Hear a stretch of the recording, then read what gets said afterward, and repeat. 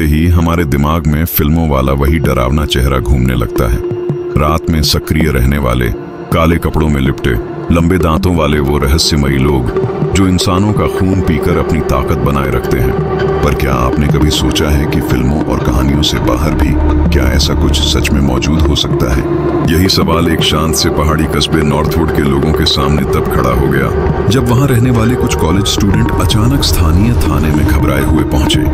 वे अपनी दोस्त लिंडा को लेकर बेहद परेशान थे, जो उनके साथ घूमने आने वाली थी, लेकिन तय समय पर न पहुंची। फोन लगातार बंद, किसी को कुछ पता नहीं कि वह कहां गायब हो गई। पुलिस अभी मामला दर्ज कर ही रही थी कि अचानक थाना एक अजीब सी कॉल से गूंज उठा। लाइन के उस पार कोई सांसों के बीच चीख रहा था, रो रहा था, जैसे किसी गहरी डरावनी जगह से मदद की गुहार लगा रहा हो। पुलिस ने जब बार बार पूछा कि कौन बोल रहा है, क्या हुआ है, तो उधर से कोई जवाब ही नहीं मिला। बस टूटती हुई आवाजें और किसी के घसीटे जाने जैसा शोर। मजबूर होकर अधिकारियों ने कॉल ट्रेस करना शुरू किया और यही ट्रैक उन्हें नॉर्थवुड से दूर घने जंगलों की ओर ले गया, जहां रास्ते भी इतने उलझे हुए थे कि किसी को आसानी से दिशा ही न मिले। उसी दौरान दो अधिकारी जेसन और अलारिक ने सड़क किनारे किसी को गिरा हुआ देखा, बेहोश, बिल्कुल ठंडी सांसें और शरीर ऐसा जैसे खून ही न बचा हो। ये लड़की कोई और नहीं, वही लिंडा थी जिसकी तलाश में सब परेशान थे। उसकी हालत इतनी खराब थी कि पहचान केवल उस तस्वीर की वजह से हो पाई जो उसके दोस्तों ने कुछ देर पहले ही पुलिस को दी थी।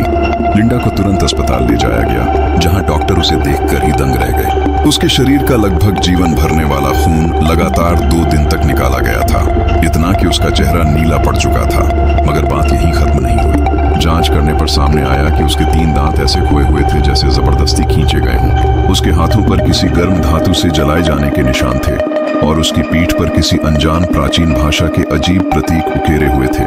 यह किसी साधारण किडनैपिंग का मामला बिल्कुल नहीं लग रहा था। जेसन को शक होने लगा कि जरूर किसी खतरनाक गुप्त समूह का हाथ है जो इंसानों पर कोई अनजाना रिचुअल करता है। उसी रात वह खुद उन जंगलों की ओर निकल पड़ा जहां से कॉल ट्रेस हुई थी। रास्ते इतने उलझे हुए थे कि उसे ऐसा लगा जैसे बार बार वही मोड़ घूमकर वही जगह पर वापस आ जाता है। फिर अचानक उसने दूर कुछ अजीब आकृतियों को देखा, खून से भरे चेहरे, आंखें चमकती हुई और उनकी चाल मानो इंसानों जैसी बिल्कुल नहीं। वे उसकी गाड़ी की तरफ बढ़ रहे थे और उनके कदमों की आवाज जैसे किसी पुराने लकड़ी के फर्श की चरमराहट की तरह गूंज रही थी। डर के मारे उसने जैसे तैसे अपनी बंदूक उठाई, लेकिन जैसे ही उसने फिर से देखा, वहां कोई नहीं था।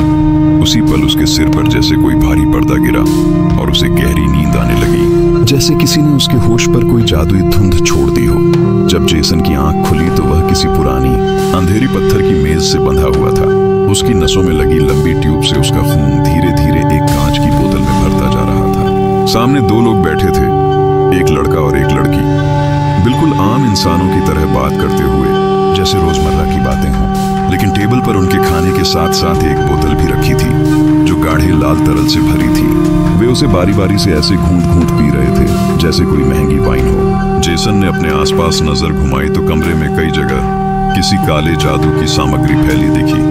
अजीब चिन्ह, मोमबत्तियां, टूटी फूटी लकड़ी की मूर्तियां और एक कोने में इंसानी दांतों का ढेर, जिन्हें शायद किसी अनजान रिवाज में इस्तेमाल किया जाता था।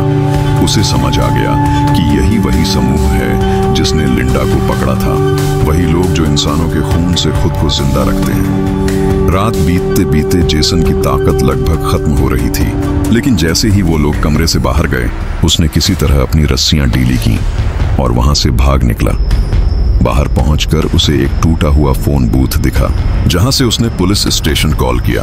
फोन उठाने वाला उसका साथी अलारिक था, लेकिन अलारिक को जेसन की आवाज की जगह सिर्फ रोने, गुर्राने और किसी के खींचे जाने जैसी आवाजें सुनाई दे रही थीं। बिल्कुल वही आवाजें जो पहले वाले रहस्यमयी कॉल में आई थीं। कॉल ट्रेस करके अलारिक उसी रास्ते पर निकला और कुछ ही दूर उसे जेसन बेहोश पड़ा मिल गया, ठीक उसी जगह जहां लिंडा भी मिली थी। उसे तुरंत अस्पताल ले जाया गया, लेकिन उसकी हालत भी लिंडा जैसी ही हो चुकी थी। खून की कमी से वह कुछ ही देर में दुनिया छोड़ गया। उधर लिंडा भी ज्यादा देर नहीं टिक पाई। इन दोनों की मौत के बाद अलारिक इस केस में और गहराई से उतर गया। कई दिनों की खोजबीन के बाद उसे जंगल के बीचों बीच एक कच्चा जर्जर घर मिला। बाहर टूटा हुआ फोन बूथ भी वहीं था, अंदर कोई नहीं था, लेकिन घर के भीतर मिले सबूतों से साफ हो गया कि यह एक गुप्त वैम्पायर कल्ट था जो इंसानी खून का इस्तेमाल किसी प्राचीन रिवाज को निभाने में करता था। दीवारों पर उकेरी गई भाषा, जादू टोने का सामान, खून से भरी बोतलें, पुराने रिचुअल सर्कल, सब कुछ इस ओर इशारा कर रहा था कि यह समूह शायद सालों से यहाँ था और लोगों को शिकार बनाता रहा था। उनकी असली मंशा क्या थी? वे कौन थे? कहाँ चले गए? ये सब आज तक एक रहस्य है। नॉर्थवुड में उसके बाद ऐसे केस सामने तो नहीं आए, लेकिन दुनिया भर में वैम्पायर्स और रिचुअल ग्रुप्स की कहानियां लगातार सामने आती रहती हैं। ये घटना भले ही सच्ची कहानी पर आधारित कही जाती है, लेकिन सच क्या है यह कोई नहीं जानता। आप क्या सोचते हैं? क्या वैम्पायर्स सिर्फ कहानियों में होते हैं या सच में ऐसे कुछ लोग दुनिया में छुपे हुए रह रहे हैं? अपनी राय हमें कमेंट में जरूर बताएं। और अगर आपको ऐसे रहस्यमयी किस्से पसंद आते हैं तो चैनल को सब्सक्राइब करना मत भूलिएगा।